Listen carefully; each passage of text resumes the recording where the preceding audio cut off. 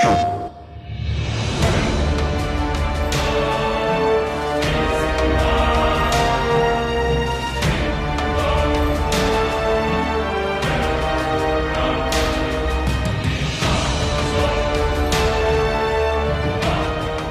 I'm Todd Pappy, Game Director at God of War Ascension. What you're about to see is a making of video that we've been shooting over about 2+ years. It gives you a good idea of the inception of an idea all the way through to the final product. Keep in mind that this is a work in progress. Enjoy. With the Manticore, the whole idea behind it was almost like the Chimera, where we had different stages to the fight. It's a completely new experience. How you doing, Iz? I've been changing them a bit. The wrist is still really thick, and for some reason that irks me. I don't know why. I can't really put my finger on it, but I think the biggest thing for me was just getting that kind of taper feel where it goes from the elbow to the wrist. We'll go back and forth with a lot of iterations, trying to get something that feels cool. It has to work for animation. It has to feel fun and interesting. We're going for, you know, the ultimate look. So the thing has to be huge, badass, you know, cool. Like that feels more natural to me, I guess. In the case of the Manticore, we come in and take a look at the early concept stages and just kind of give our little input to make sure that by the time it gets to modeling and it gets rigged, everything is well thought out. So, but you don't mind the longer tail? No, that's fine. I think actually it'll help when the character's flying also. So you just need like a final 3/4 now? Yeah. God of War 3 is kind of a learning curve project, I think, for a lot of the guys, and now everybody's just kind of up to speed and running. So it's the characters will be a lot better in this game, actually. The Manticore is essentially part scorpion, which is his tail. He has the body of a lion, the arms of a man, the wings of a bat, and the jaw of a shark, which will unhinge and completely open like a shark jaw. It opens very far so that he can spit these large fireballs. In the concept, they really like this big oval that you got from a shark. So that's kind of what I did. So these bottom teeth are more shark-like. These upper teeth, same thing, very shark-like. These will actually be redone. We don't like them. Then he also has the chest of a human. You can see this is all human, and it leads down into these kind of very scorpion-like plates. A lot of this is based on scorpion. These big hard plates, and these other plates with flesh in between, and these inset plates with flesh in between it. So all of this will move very fluidly, but it's still a plate. The hardest part were the wings. The rest of it's all fairly straightforward. The wings essentially fold up and he walks on these two knuckles. We went back and forth quite a bit on the wings. Wings are very difficult. We actually went to Sony ImageWorks last game trying to ask them how they did wings, if there's any ideas they had. And they just create two versions, a folded version and an open version. It's very hard to do. The big discrepancy was in how this works. If they transition off fingers, are they a hinge? We needed them to be able to fold up so the character could swipe. And this is what we came up with. There were always spikes here, but there was also a mane. There wasn't hair on him anywhere else. And it really didn't make any sense to me that he would have a mane of hair and no hair anywhere else. So I kind of pitched Todd on the idea of just spikes. He tentatively agreed. He hasn't cut it so far, so far so good. All of the textures for this character were painted in ZBrush.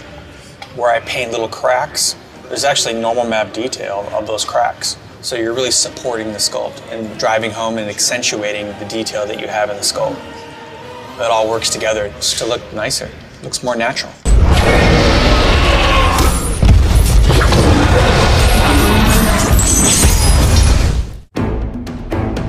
Manticore's arms are human arms, but they're also bat wings. So I was working with an animator who had an idea of how he wants this thing to work.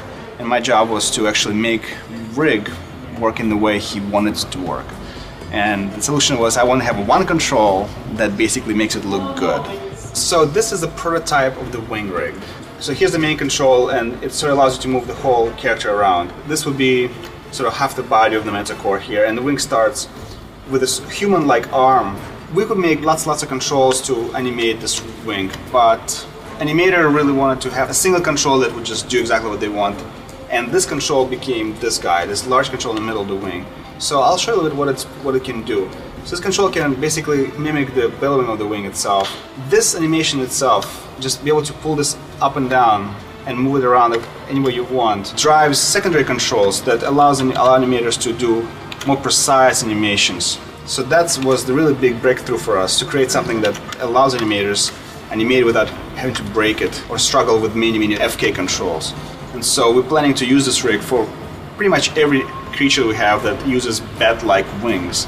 So hopefully going forward, this rig will work for many years to come. When I first saw the concept art, I thought, holy shit. I thought I was going to have a lot of trouble making this guy move. Izzy's probably one of the best draftsmen I've ever seen, and so he had all these beautiful drawings. And of course we went with the most challenging design, as we do. Probably the most complicated rig I've seen here outside of the Poseidon fight. The Manicore, he's got all of these tail joints that move around. He's also got this stretchy little pelvis here we can move up and down. On top of that, he's got all of these wing controls right here. And you can see there's these diamond shapes, and what they do is kind of control where this thing flexes. But for extra control, we've also got these other joints that come in here, and they can actually rotate just to finesse it a little bit. So all of those things included, it's probably 3 or 4 times as complex as Kratos' rig.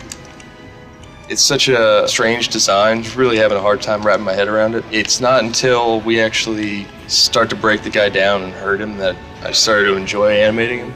Once he's on the ground, folds up those wings. We had to do a lot of trickery with the wings just to get them to work. You can see the size of these right now is actually a lot smaller than when they're in the air because we're actually scaling the joints down. When we had the wings bigger, they were way out here, so you couldn't quite read what was going on. It's still hard. It's so unique and it's so foreign. People tend to recognize things through silhouette, and this just is completely alienating. When he's on the ground, he's got another tail strike. Tail looks good. He's got another move where he goes to the air and claps his wings. That knocks the player back.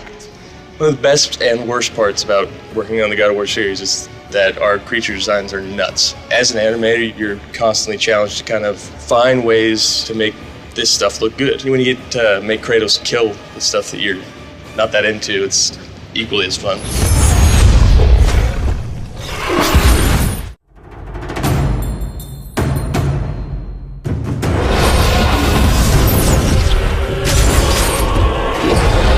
With the mini boss, we really want to make it really formidable for the player when he plays through it. One of the tricks that we use is to kind of tease a character over a period of time. So with the Manicore, you see him throughout a number of stages in Delphi where he'll make appearances. And then when you actually get to the fight, it's just that much bigger because you've seen this guy, he's been bothering you the whole time. And now you've actually put a personality to the character. He's a huge creature, he's flying. We haven't had a character this large before in the air. And also that he'll transfer to the ground, just like he did there. In comparison to Kratos, he's a really large character, so he takes up a lot of the space in the arena. And when he does hit Kratos, you can see that Kratos really moves back far, so that, he displaces Kratos, basically. One new thing that Manicore has is that we're doing away with prompts that are on the screen for the CS moves. So this makes it more cinematic. There's no buttons that appear on the screen that cover up any of the action that's going on. This is one of those buttonless mini games. So you can see the giant tells that he does on the attacks. That's very clear for the player to read so that they can evade out of the way and then retaliate with their blades.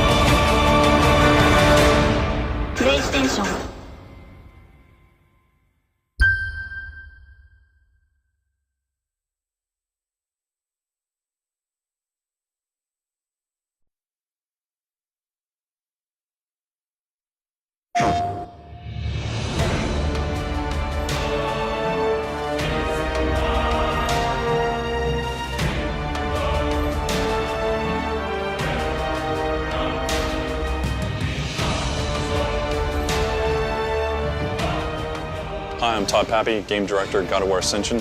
What you're about to see is a making of video that we've been shooting over about 2+ years. It gives you a good idea of the inception of an idea all the way through to the final product. Keep in mind that this is a work in progress. Enjoy.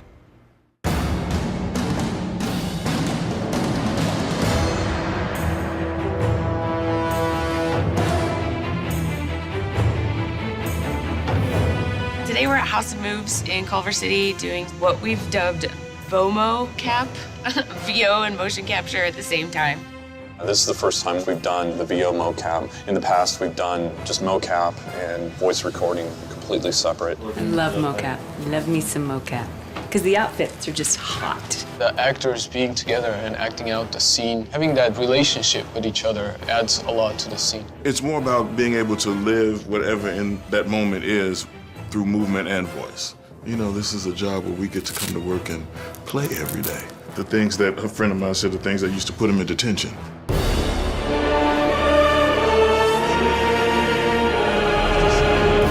It's kind of the last moment of him having any kind of humanity in him. She has grown.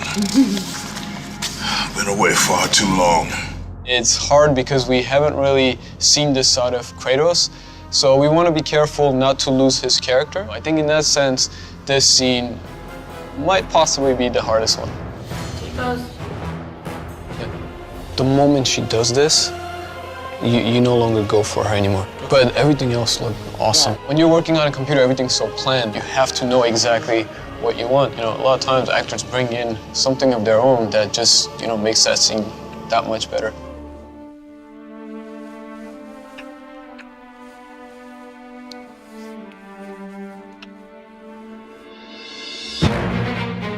I'm crazy, first of all, and so it's not really acting, it's just I can picture all of these things happening around and I can picture myself looking this way. So that's my only advantage, I think, is that I'm certifiably insane.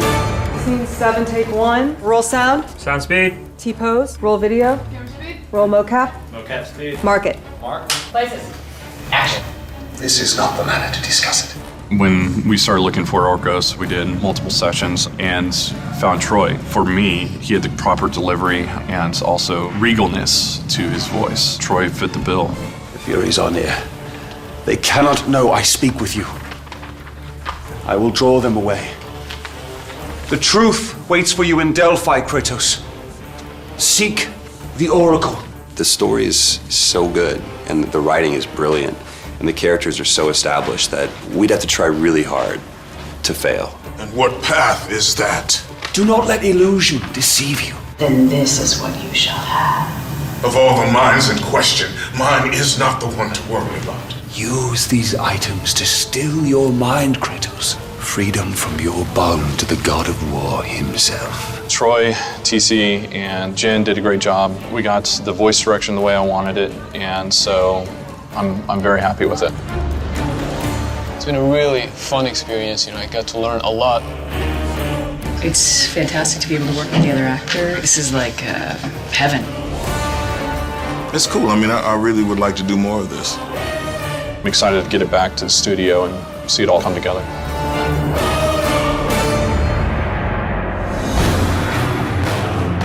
We got a lot of great performance from our actors, and now it's time to implement it. When we receive the raw motion capture data, oftentimes the characters aren't quite aligned properly, like say one person has to shake another person's hand, the hands might be a little bit off. There's no face, they just have deadpan puppet face, and we have to add in all the eye blinks and darts, all the mouth talking and emotion and eyebrows and everything. We do get pretty good fidelity with just the basic body, but every once in a while maybe the actor didn't give us quite the performance we wanted, maybe Kratos didn't look manly enough, or maybe the wife didn't look wifey enough, so we go in and finesse the acting as well.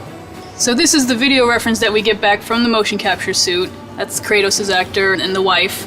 I'll use this to get a sense of, well, where was her hand on his shoulder, what are the fingers doing. So within my scene, all that you have lost, I've got the audio running. Once again.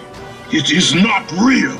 We have these sliders where you can control his eyes, his eyebrows, or his mouth, and make these phonemes, which are basically the mouth shapes for when he's talking. So if I move this slider up and down, you can see his mouth is opening. And this is all done by hand. It's not part of the motion capture data. It is not real. Here we have video reference just on TC's face that we can study. I can really see the details of every blink and every mouth shape. It's very difficult to get subtle nuances when you're animating by hand without doing a lot of effort and work. For these emotional scenes, we wanted to get that subtlety, and in a game production, it's just we don't have time to spend. getting all those nuances by hand. So the motion capture really helps save us some time. Your mind is troubled, but your skills are still without equal. Do you have business with me? I have been away far too long. You can see her in the morning. Come.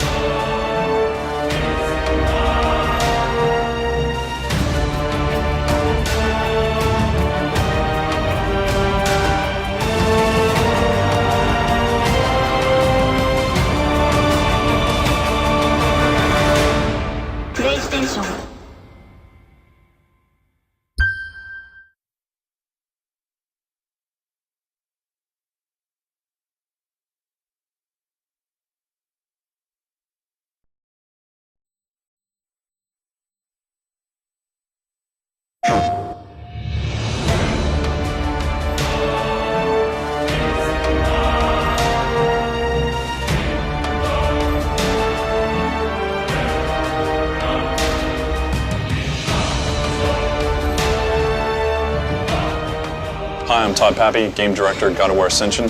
What you're about to see is a making of video that we've been shooting over about 2+ years. It gives you a good idea of the inception of an idea all the way through to the final product. Keep in mind that this is a work in progress. Enjoy. Traditionally, Minotaur is half man, half bull, and that's what we've gone with in the past. This time around, we're messing with the Minotaur a little bit. The sky is open in terms of what we can do with him. My task for this Minotaur is to bring something different to the table, to the point where we're even talking about taking it outside of being a bull. So it's going to be some kind of new hybrid amalgamation. We're trying to find all the aggressive mammals that we can and trying to bring them together with a human and see what we get. With the Minotaur, it might not even be a Minotaur. The basic structure is that it's got to have the reverse need. It's got to be a somewhat imposing creature that's going to be somewhat of a difficult fight and more of a bully where he always tries to back you into a corner. Whether we go with rhino skin or something like that to add that extra layer and make it feel different. One of the things that we wanted to do this time around was suggest that the creatures had a little bit more intelligence, and we figured the best way to do that would be by including some clothing, some accessories that weren't just armor. So there's going to be a lot more robes and things like that this time around. This is your sort of standard Minotaur approach, you know, the bull head with the horns and all that sort of thing. Here, I'm kind of taking it elsewhere. So this is a bear tar thing. Here's kind of a robot guy. When Todd and Chris saw this particular creature, there was mostly laughter. Absurdity is an interesting aspect to character design, particularly for this game, because as much as people think that everything that we're doing is totally badass, there is a level of absurdity to every character that we make. That's kind of what makes them badass and memorable, is that they're kind of a little bit silly, but with fangs. They liked the idea of the bear, and they wanted to see other animals explored with that. So here, there's kind of a crocodile, sort of a rhino mixed with a bullfrog or something. Here's a rhino. They liked this guy, but they decided that he looked a little too Disney. Here's some boars, standard sort of boar with a big head approach. Here's a little bit more of a realistic look on the head. And this one appears to be the favorite right now, is this big elephant creature. I mean, these are early sketches, but I'm doing my best to follow the proportions of the Minotaur from God of War 3 so that they would fit the rig and the animations would fit. We looked at rhinos, we looked at all sorts of different kind of characters, but the elephant really stuck. We felt that it would be a great replacement for the Minotaur. After they decided that they wanted to go with the elephant, I started showing them some elephant variations, and this is when we were bringing back in the necessity for the rig that it was originally designed for. There was a lot of back and forth with this, trying to find the right proportions so that it would fit. Ultimately, this guy got scrapped altogether. The only thing I kept from him was his belt. Ultimately, this is the final Elephantar for the game, keeping the old Minotaur rig legs, but working with the new elephant upper body. Once that stuck, it was, all right, well, let's get him in game and start getting this grayscale and see how he fits on the Minotaur rig. So we got him in game, and then we decided, you know, he's just not big enough. We got to scale him up now. You know, he's an elephant. Like, he should look really big on screen. So we scaled him up like 20%, and I think he looks much better. And really with this guy, I'm just really trying to get kind of the energy across. that he has. You know, he's got a lot of attitude, and it's a really interesting looking character, you know? It's just like this crazy, like Rocky, badass elephant dude. So you can see I'm just kind of laying in all the big shapes so I can get a better idea of how much detail I need to put in areas around his body and where I want to draw the eye. Let's say I went in and I just sculpted the body, did all the detailing, like all this armor, like all the armor plating and the skin texture and everything. If I don't go in there at some point and really start getting in the rest of his outfit, I could end up, you know, over detailing and overworking a bunch of areas that no one's ever gonna see, and also kind of messing up the rhythms of his forms. It's really trying to lay in and capture his attitude and his character. If I zoom in really far, you see like this is just a mess right now. It's all pixelated and everything. But what's gonna happen is I'm gonna just keep subdividing up and going in there and just refining the detail and just like carving these shapes away. I just think of like this screaming, charging elephant, you know? He's just pissed off and he's gonna kick your ass. And that's kind of, you know, that's just kind of what I go with. Just a really, you know, like try and go with aggressive shapes and just, you know, make sure that comes across. Elephant Tour came with a lot of challenges compared to previous character Minotaur. It has a lot of elements in it, like long tusks and the trunk. So when I animate, I just don't bother the trunk and do whatever I need to do, and then the trunk comes later. I like the grinder attack. He just has this loop of going all crazy. It's like he won't stop at anything, just go for it. Used to be shorter length, but then it got longer. It's 80 frame. Used to be like 50 frame of attack, but it needed time to get it looks really heavy. You have to see how heavy the club is. It's pretty much all about the timing. We wanted a really tough creature, like an unstoppable juggernaut of sorts. In the previous God of Wars, the Minotaur kind of served that role. In this one, we'd step it up because, you know, this is the new God of War. For his character itself, we wanted someone that wasn't entirely savage, entirely out of control. We wanted someone that obviously had a lot of weight, had a lot of power, but was still borderline in control versus pure aggression. This is our test level that we experiment all our creatures in. He's swinging the giant club around. It's reminiscent of his tusks. This shows like he's from a long line of other stronger elephants. He's gonna try to grab me, and then this is one of our instances where you're in an interactive sequence, but you're not having button prompts on the screen, and then here's the kill. So you've got him pinned down, and like he's totally trying to grab you, so you hit all your buttons, try to take him out as quick as you can, and then this is the satisfying moment when you stab. Just tear it open, and it just pops right out. God of War is a really gruesome, brutal game, so we always try to push the limits. In order to get the head splitting open, our tech artists actually made a seam right here. It splits open, and to actually animate a separate object that we replaced the top of the skull with the zipper tech. It popped open, and this is the brain. So this is where we hide one object. We reveal this one with the actual brain, and this when it pops out. And you know, obviously this is before all the effects and all their departments get their hands on it.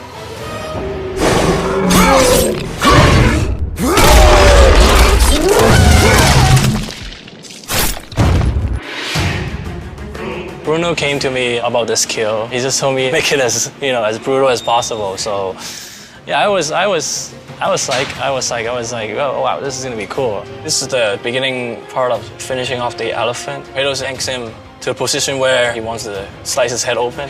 So that's the first thing. The pose is very important. Like, you can still be threatened by the elephant. He's pinned down, and then at this point you can, like, you know, slash his head. I added a little bit of the emotion on the eyebrow. I have this eye blinking a lot, blinking, and all of a sudden just froze. But I don't know, it kind of got lost with all the bloods going on. At this point, like, Kratos just looked at his prize, like his finish move, and toss him away like a garbage. I think Elefantar turned out great. I think the model looks absolutely fucking fantastic.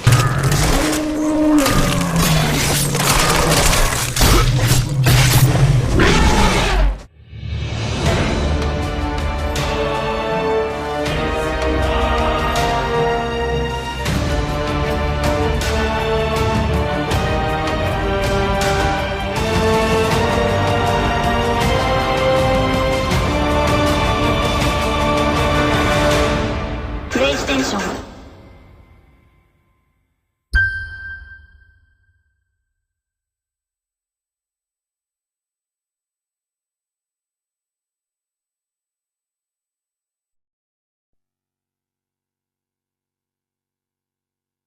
Hi,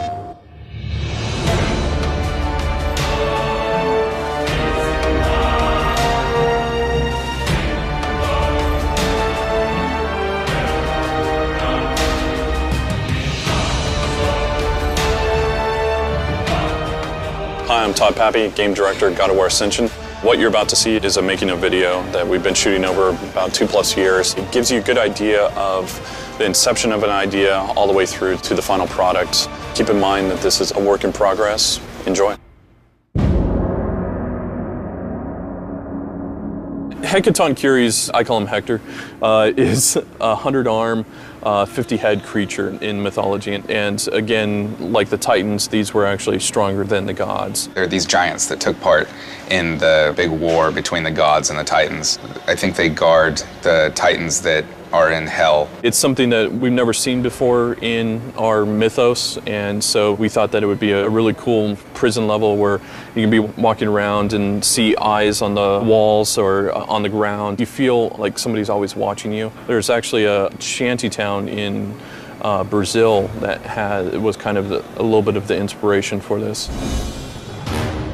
One of the major elements of the entire God of War series is that first big boss battle, the big in-your-face moment, in medias res thing that God of War does so well. Going back into the past with the Hydra and the Colossus, with Gaia and Poseidon, I have some big shoes to fill. It's really scary, but it's also really exciting because this is, you know, just a continuation in the big moments, the most memorable moments of all of God of War. So based on the concept of 50 heads and 100 arms, I thought it would be interesting to make it a creature at first. So I went with an octopus and created this palace on top of a giant land octopus that's living in the ground. We ended up doing some more, so this is a standard figure with the 100 arms coming out of every pore of the body. And I was thinking that the prison palace thing could be its upper body head shape, and that it would just have these rotating faces going all the way around. Here's sort of the monster finger tentacle things. These guys would be the very tips of every arm. Here's some more variations of them. So I went back and forth from pretty human-looking elements to some really creature-based ones. Hecaton Curies is just a puppet. The Fury is the controller. So she's the primary villain that you need to be getting as Kratos. So this is the Hecaton Curies. The Hecaton Curies is the first prisoner of the Furies. And over the millennia, the Furies just built on top of it so that all of the other prisoners and subjects of the Furies now live in or are tortured on the surface of Hecaton Curies. I'm a little nervous, but I'm excited. I want to deliver something that kind of brings something new to the God of War franchise. This gives me a lot of inspiration and ideas for how this could potentially look. So in an actual level, and the shell's basically the template. What we base this off of is a script, and that script basically calls out all the different story moments. And so we kind of take that script and then now we're building this out in 3D. Imagine this is one of the arms. So here, you're kind of running up an arm, and then there'll be combat in here. The idea here is just putting a stake in the ground. Once we get this feeling right and the space feels right, then we'll actually divvy this up, and a designer will own different sections and then really go into detail. Hecaton has had some changes. It's had some birthing pains. One of the defining moments of feedback for us was when, during the meeting, it was stated that Monster didn't feel like a cover monster. Like if we were to illustrate him and have him fighting Kratos on a cover, that monster didn't look badass enough for a person to want to play the game. And once we figured that out, we completely changed direction. Originally, our concept was that Hecaton was the first breaker of oaths, and thus the Fury's first victim or prisoner, and they just built a prison around him and on him and in him. I've been working on the creature hand for a while now. We needed a little bit more intelligence in the creature. We wanted to include something to hit. Then I started implementing things like human body parts or ways to break the arm up in unusual ways. Kept coming back to, we don't want it to feel like a hand, but make it feel a little bit like a hand. Here's the parasite wearing the hand as a jacket. It can get tough to keep the creative juices going, but ultimately that's the purpose for a concept artist, is to keep bringing something new to the table and find as many solutions that you possibly can for that one problem. At this point, Todd was really interested in looking at how we could integrate the parasite aspect. We were looking at things like rhino horn beetles as influences, and ultimately those things did stick. So this shape, from here on out, you'll be seeing a lot of. I liked this one a lot, the sort of flounder hand. I name all of these when I'm by myself, alone in the dark. This is Autonomous, Junior, Flounder Face, Squeeble, and Juicer. They're all part of the same family. It's a problem. So this ended up being the defining point where we were taking it into the final. Ultimately, this is what we're going with. This is the harpoon, which will retract into the body.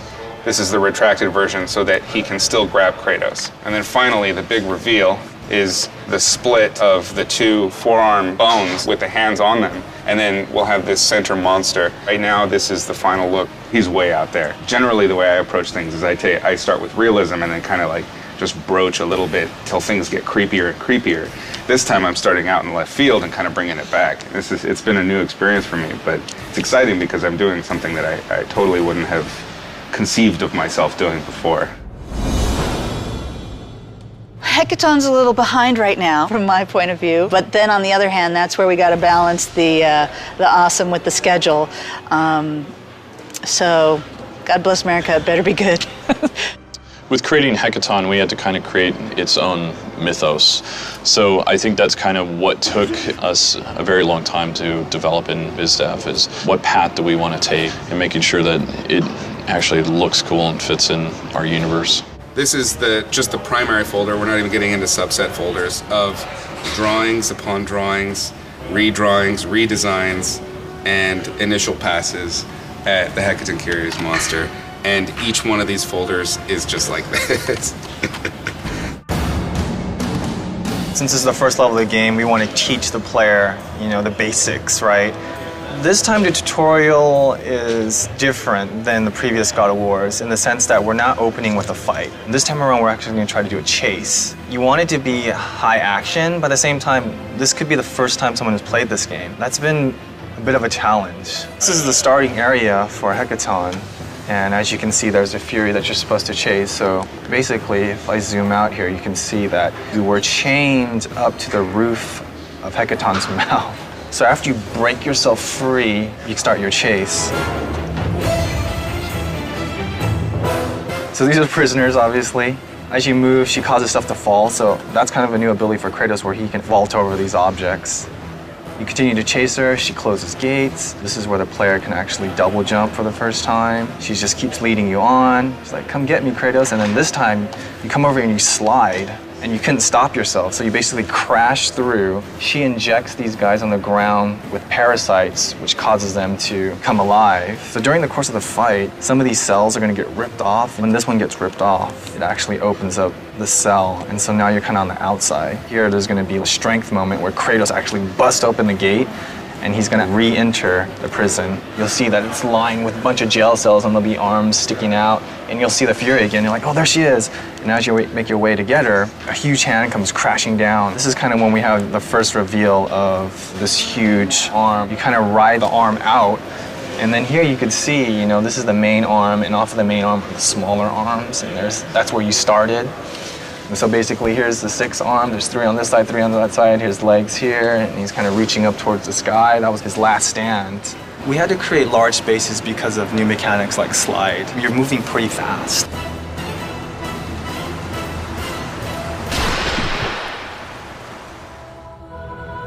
I think this game is definitely different than previous game because first of all, it's more epic. It's more bigger, and again, we try to use some of the architectures that we haven't done. So here what you see is kind of really very high vision concept coming up with the Hecaton architecture. This is another sketch, a little bit different architecture style, trying to add some lot of triangular stuff, see how Todd and Chris are reacting to that.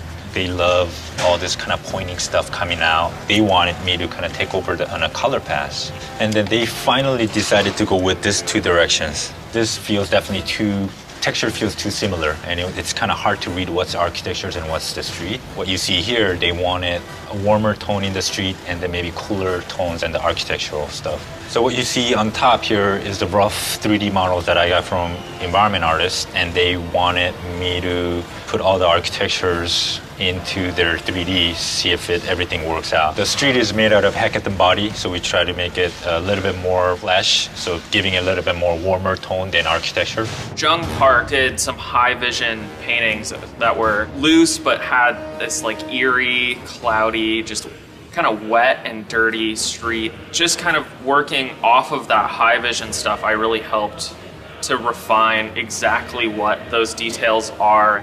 This is the first boss arena where you encounter this sort of arm creature that is growing on top of a hecaton. He moves his arm, and as it turns, I kind of was like, oh, maybe as he's sort of decayed over time, a lot of the stonework isn't quite held down, and so as he turns, a lot of it falls apart. And I thought that would be really cool to show just this decay, and you see these giant chunks falling off. After you defeat this beast, you know, the arm turns back and you slide down this sort of road. So also going in and going, oh, there's all these pitfalls that you could go into, and here's like some prisons underneath there. His hand is actually like ripped off, so it's still stuck to a wall, and that's something that you get to encounter later. The hardest thing for Hackathon so far is just placing everything so it works with design and the composition of everything and just the sheer scale of everything. And this is the whole city, and he's huge. His figure goes all the way down. The player will start off inside his mouth, and you do a battle in here, and before you know it, you're on your way going through all these jail cells that are down here, making your way through the arm, and then this whole thing moves, and everything's rigged. Everything in the scene is going to be rigged onto this character. Again, this is way bigger than the previous things that we've done before, more complicated. Now I'm working on this. This is called Hackathon 100, and I got some textures that are blocked out. All the stuff is suspended by big chains. You'll see arms sticking out of windows, and you'll see bodies inside these cages and everything. And that's Hackathon so far.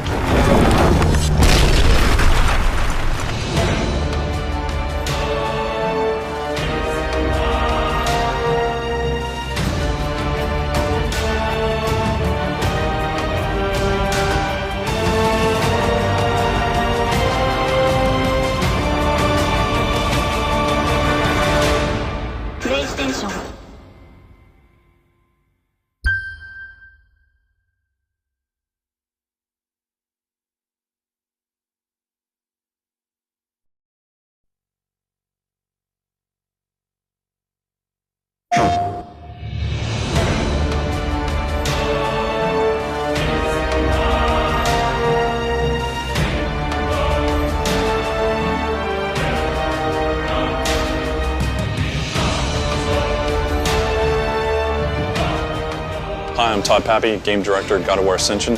What you're about to see is a making of video that we've been shooting over about 2+ years. It gives you a good idea of the inception of an idea all the way through to the final product. Keep in mind that this is a work in progress. Enjoy. The three furies are divided into the physical fury, the mental fury, and the soul fury. The physical fury represents physicality and is dangerous by virtue of her physical involvement with Hecaton Curies and just straight up bashing the shit out of Kratos. When I first started on the furies, we didn't really have them broken down into the three, so I was just painting furies. This was kind of an attempt at the sexy monster. I went for sparse clothing but dangerous looking. A lot of that has to do with the pose and kind of the facial expression. Here she gets even more like kind of wicked. They didn't like any of these. They did like this kind of insect angel wing thing. So that's why I brought this image up. As a response to that, I started building her up. I kept some of the sexy elements like showing some flesh, but also started giving her, you know, crazy deformations, weird muscles, big rib cage, pigeon-breasted, crazy claws, scary helmet, frowny face. These are all symbols of evil. And the more I played with her, the more she started to take on some aspects of the Impusa, but also she was doing her own thing. And I think in my head, my own personal mythology for her, this is the final design. I thought maybe it'd be kind of cool if like all of the really weird characters that we've had in the past maybe were birthed from the three furies. So like the sirens maybe came from Tisiphone, who is the mental fury, and maybe the impulse come from her. Here you can see, we're going for a little close-up. I hope you haven't eaten recently. This is the Suriname toad reference that I pulled. Look it up, Suriname toad, which is this toad. It has live births where it has eggs laid into its back skin, and then the little froglets, once they're of age, burst out of their mother's back and just leave this waffle-style, English muffin holes on her back. And you'll never eat English muffins again, by the way, but it's disgusting. It's so gross. You have crazy bustier-style armor, but every time you look, you're going to be punished. She's my answer back for Aphrodite on the last game. She's basically the one that can go toe-to-toe with Kratos. She has big appendages similar to Ares. She's a pretty tough chick. One of the first things we do is we create a rough gray mesh. Once that's approved, we can then jump back to the character and kind of really get into the anatomy. I'm at that point now where I'm starting to rough out some more interesting shapes and a little bit of anatomy into the crab-like appendages. Starting to think about how does the back work, as well as how the drapery works and just how everything interacts as a whole. One thing with her face that we've really been focusing on is in the concept, Izzy had really drawn her face where there's a good wide set area between the eyes. And I think that's kind of that fine line we were talking about between human and creature. So I really tried to capture that space between the eyes and have it to where it's believable anatomy, but it is also kind of an exaggeration of what normally would be there.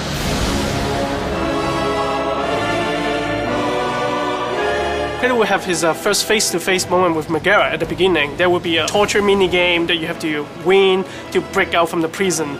So this is the first mini-game. So the new style mini-game we're trying to do, so it's more intuitive. You just move the character like you are in the game.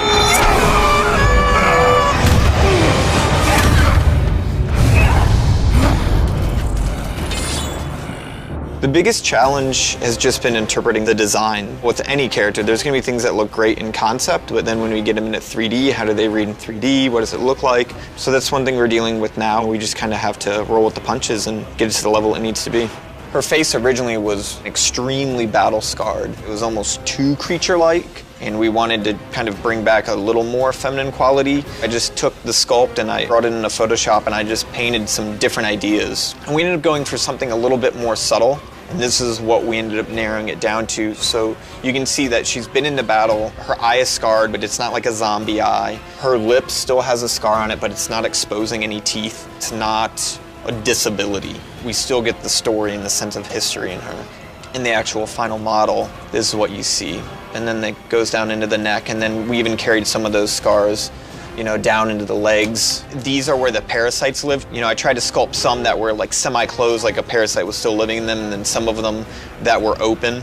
It'll take something that, normally most men find very attractive and really kind of push the gross factor to it and really show that that's another area of attack. This is the final high-res asset. I tried to use brushes that would give a nice organic feeling, but then when you came to kind of crab, spider-like appendages, I wanted to have that material difference. This area, I wanted to feel a little bit more hardened, but then in between we have kind of that soft little bit. This is the character, which will look like in-game. I like building monsters and brutes and stuff like that, so when I heard I had to do a female model, I was kind of bummed out in one sense, but then when I saw the concept, I was like, oh, it's this weird creature, super strong chick. It was a little bit more interesting to me, and this character definitely fit that bill, so that was nice. Not to worry. I am quite skilled at teaching respect!